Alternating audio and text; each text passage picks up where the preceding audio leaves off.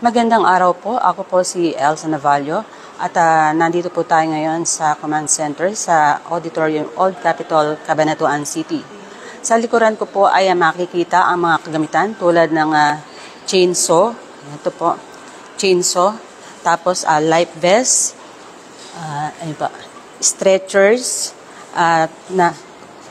na kakailanganin po sa pagresponde sa mga emergency cases na magiging dulot ng paparating na bagyong Yuan.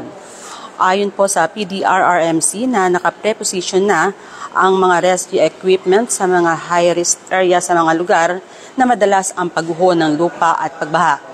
Bukas 24/7 ang kanilang operasyon upang mabantayan ang sitwasyon at agarang makapagresponde sa mga emergency.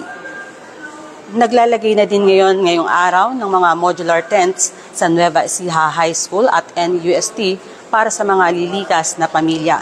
Sa ngayon ay patuloy ang monitoring ng PDRRMC habang papalapit ang bagyong Yuan.